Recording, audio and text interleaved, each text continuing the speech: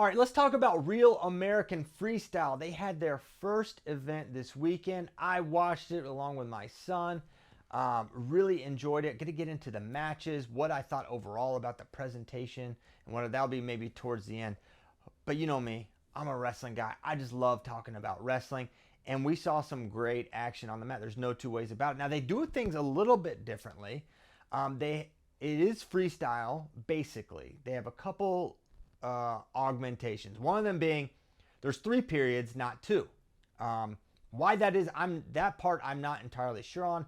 I don't have a particular positive or negative feeling that. I don't think it really seemed to disrupt the matches. I didn't seem to notice it all that much. It's like the only thing I noticed was I kind of sometimes didn't remember which period it was. But all in all, that wasn't a bad thing. And then I think they simplified criteria to where it's just last score, which I think, I don't have a problem with the current criteria, but I'm a junkie. I'm a fanatic. I don't care. I've memorized it, so I can kind of keep it running. But for new fans, it's confusing enough. I think something simple like last score has real merit. So apart from that, it's freestyle wrestling as we know it. And there were a lot of matchups that were like, well, there's a pretty obvious favorite in each matchup, I felt. And there were a couple ones where you're a little more curious for. Starting with, I'll just go in order. What happened in this one? It started with Nathan Tomasello versus Matt Ramos. 2 guys at what you would think very different parts of their career. Nato's been at it forever. Ramos just out of college. And I thought Tomasello looked outstanding. He stayed in Matt Ramos' face the whole time. Pressure, pressure, pressure. Didn't let Ramos utilize a lot of the skills we've become used to seeing him, his high-flying stuff. Nato kind of shut it down, beat him up, got his patented left side high crotch, and got a win. And so congrats to Nathan Tomasello. I don't remember everyone that did and didn't get a belt, but I know that Tomasello did. Don't know what's next for him at the lighter weights, but would be curious to see who they identify. And that's one of the bigger themes here. It's like, okay, a lot of these were kind of squash matches for the elite guys that you could tell they're setting the table for something down the future. So that's what I'm looking forward to learning. Okay, who are the next matches? Where is this thing actually going? What kind of senior level matches are we going to get? You go to 155, Yanni versus Bajang. I remember back in 2019, this match was absolutely insane at Beat the Streets. They went back and forth and back and forth, and Yanni eventually won. This guy was on such a heater. If you remember that year, he won NCAAs. He won the U.S. Open, beating Molinaro, beating Zane and Jordan Oliver, and then he beat Bajang all within like 2 months. It was nuts. And so they wrestled again. Now Bajang is suspended until like 2028. So effectively his senior level career is done in terms of world and Olympic competition, but he can still do things like these. And I'd say for my money, the move of the night for me, you can disagree, was Yanni's re-attack that he hit. I think for his 5th point, it was unbelievable. It's teleportation on that low-level re-attack from Yanni. So he wins 5-1 over Bajang. And then you had Gomez versus Lance Palmer. This is one on paper you're like, this cannot possibly be competitive, and it wasn't. Austin Gomez did exactly what he was supposed to do against a guy that really never wrestled freestyle post-collegiately in Lance Palmer. He went to MMA and had an amazing career there. But this was always a massive mismatch. And so now what's next for Austin Gomez? He called out Yanni, but I'm seeing Yanni's talking about Dave Bave from Russia. So who knows who's going to be next, but Austin Gomez did what he's supposed to do. He's got the World Championships coming up next for Mexico. Then Jason Nolf versus Evan Wick.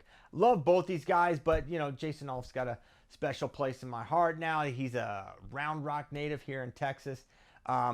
And going into this match, I still felt Nolf was a solid favorite here, just because even though I know he's not training wrestling, he's doing jiu-jitsu, he's got his Athletes Ocean technique business, he's got coaching, he's got a lot of irons in the fire, but I still thought he's got 2 10-0 wins over Evan Wick. He'll probably get the win here.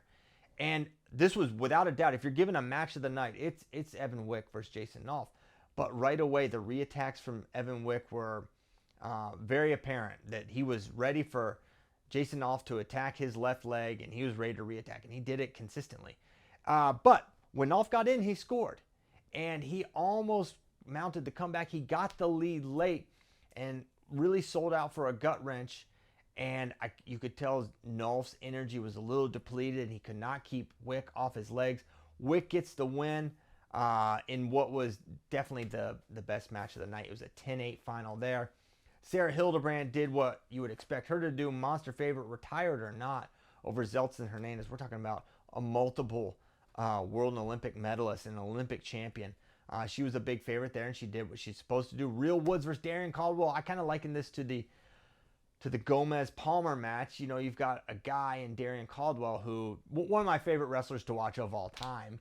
But let's be honest, he's been an MMA fighter for a really long time. He stopped wrestling in the senior level around 2009 or 10 because he had the injury and on and on and on. And Darion Caldwell remains a huge what if in my mind. What if this guy was graduating in 2024, 2025? What kind of senior level career could he potentially have? But that's not what we're looking at here. We're looking at a guy that's 37, 38 years old. He looks smaller, and he looked inexperienced in defending parterre, where Real Woods happens to be absolutely internationally elite. But don't misunderstand me. Darion had moments. He scored 3 points, which you're excited for Caldwell, but you get a little concerned for Real Woods. I mean, this guy's not training freestyle hardly at all. He's scoring 3 points on Team USA's rep. A little concerning, but a little bit of that is really locked in on his world title, sort of mindset and strategy. Maybe not. But either way, Real Woods gets the win. He gets the fall over Darion Caldwell, doing what he's supposed to do. Kyle Dake versus Dean Hamdy. I thought a lot of people were kind of excited about this one. I actually, in my Wrestle Madness, I put this as a tech. My son, he disagreed. He thought it'd be a little closer, but this is Kyle Dake, folks. And his parterre is still, it's a forgotten element, because when we think of him as wrestling some of the best guys, you think of him wrestling, Jordan and Zahid Valencia, and you're not seeing him get those turns there, but just about everyone else in the world, he's getting those turns. And so he got some big points on Dean Hamdy, who I think has a bright future in freestyle. But that's definitely, now you know where the bar is to be the best in the world at 79 kilograms. It's still probably someone like Kyle Dake. So he got it done. Curious for who he could potentially wrestle next. And then the surprise. I mean, we thought it was going to be Kennedy Blades. And this is where they're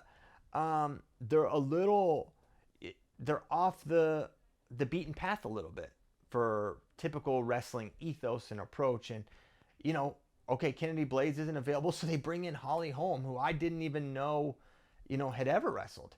And she can definitely wrestle. If you're an MMA fighter, that's an element of what you learn. She comes out, she gets a big 4, and you have this MMA legend stepping in on short notice. I mean, there's no reason for Holly Holm to do that.